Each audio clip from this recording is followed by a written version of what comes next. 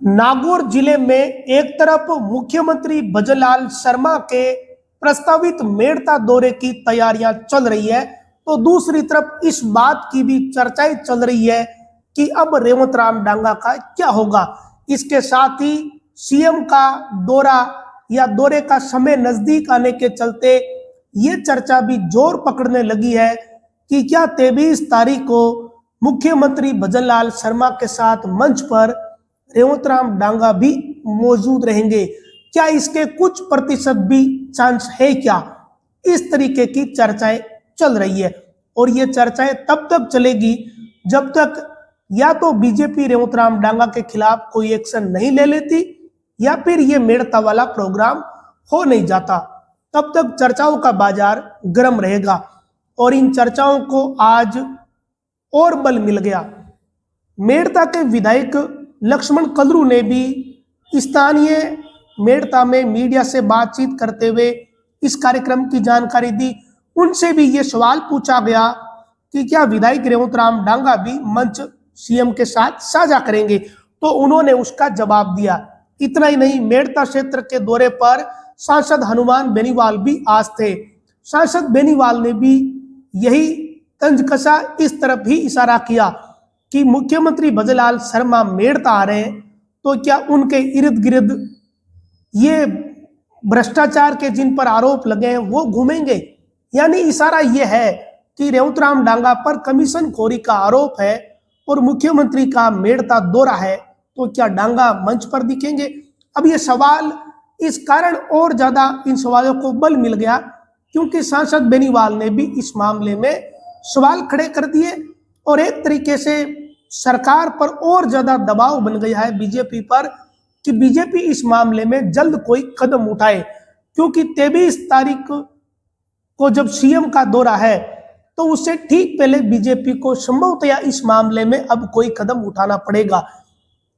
और अगर कोई कदम नहीं उठाया और रेवंत राम डांगा ने अगर सीएम भजनलाल शर्मा के साथ मंच साझा किया तो फिर उसके बाद ये बड़ा राजनीतिक मुद्दा बन जाएगा। बीजेपी कतई ऐसा नहीं चाहेगी, ऐसा होने के चांस नहीं के बराबर है कि रेवंत राम डांगा और सीएम भजनलाल शर्मा अब मंच साझा करेंगे। इस स्थिति में कम से कम आज की तारीख में ऐसा लगता नहीं। मेड़ता में 23 दिसंबर को बड़ा कार्यक्रम रखा गया है, राज्य स्तरीय किसान सम्मेलन रखा गया है। सरकार के 2 साल पूरे होने के उपलक्ष्य में यह कार्यक्रम है। इस राज्य स्तरीय किसान सम्मेलन में 4 प्रमुख कार्यक्रम रखे गए। जो अनुदान राशि है वो किसानों के, पशुपालकों के खातों में ट्रांसफर की जाएगी। तो मोटा मोटी जो है वो जानकारी सामने आई है कि 31,600 किसानों को अनुदान राशि दी जाएगी।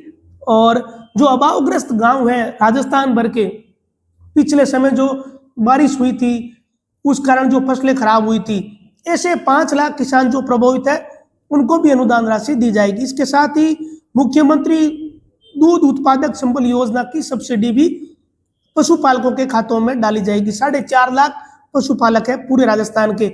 इसके अलावा पीएम आवास योजना है जो ग्रामीण है, पीएम ग्रामीण आवास योजना, उसके 18,500 जो पात्र लोग हैं उनको भी राशि उनके खाते में डाली जाएगी।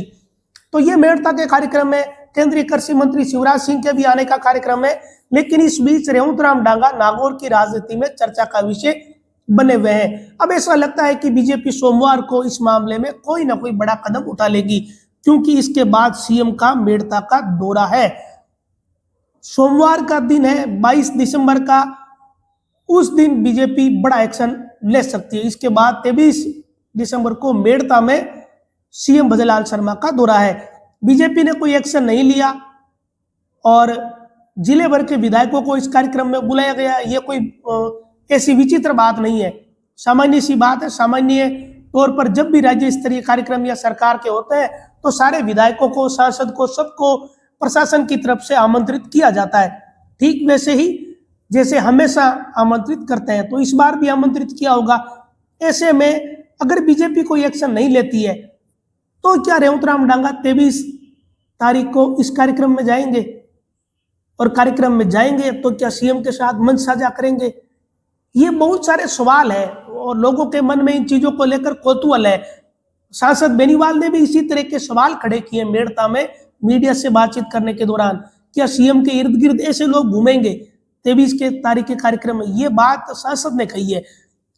लेकिन अब सस्पेंस बहुत सारे हैं। जब तक बीजेपी कोई कदम नहीं उठाती तब तक ये सस्पेंस हमारे सामने रहेंगे। इधर एक चर्चा आज पूरे दिन चली कि रेवतराम डांगा जोधपुर गए, वहां केंद्रीय मंत्री गजेंद्र सिंह शेखावत से मिले। अब मिले नहीं मिले इसकी किसी को जानकारी नहीं है। मिले तो क्या बातचीत हुई, क्या रिएक्शन हुआ, इसकी आधिकारिक जानकारी किसी के पास नहीं है। बस एक ट्वीट वायरल हुआ और उस ट्वीट ने सोशल मीडिया पर वो खूब फैला और कुछ समय बाद ट्वीट डिलीट भी हो गया, उसकी जगह नई पोस्ट भी साझा हो गई। तो ये अब एक तरीके से कह सकते हैं कि रेवतराम डांगा का समय खराब है, और जब समय खराब होता है तो ऐसी चीजें होती है जो इस वक्त रेवतराम डांगा के साथ हो रही है। अब बीजेपी की अनुशासन समिति को यह निर्णय लेना है कि वो रेवतराम डांगा के खिलाफ पार्टी स्तर पर क्या कार्रवाई करती है। दूसरी जो विधानसभा की सदाचार समिति, उसकी जांच लंबी चल रही है। डांगा ने 15 दिन का समय ले लिया, कहा कि मैं बीमार हूं। हालांकि वो यहाँ अपने क्षेत्र में घूम रहे हैं। आज भी मेड़ता क्षेत्र में रेवतराम डांगा सामाजिक कार्यक्रमों में गए थे। और एक चर्चा ये भी हो रही कि विधायक को बर्खास्त किया जा सकता है। तो देखिए बहुत मुश्किल काम है, बहुत सारे कानूनी दाव पेच है इन चीजों के। इतना आसान नहीं होता विधायक को बर्खास्त कर देना, साबित करना पड़ता है। जब आरोप साबित होते हैं उसके बाद कार्रवाई होती है और बड़ा सख्त निर्णय लेना पड़ता है। तो ये इतना आसान है ही नहीं। पार्टी से निकालना, पार्टी से निष्कासित करना, ये पार्टी स्तर की बात होती है। तो अब 23 तारीख को सीएम का दौरा है, उससे पहले कल सोमवार है, तो कल पता चल जाएगा कि क्या होना है। नमस्कार।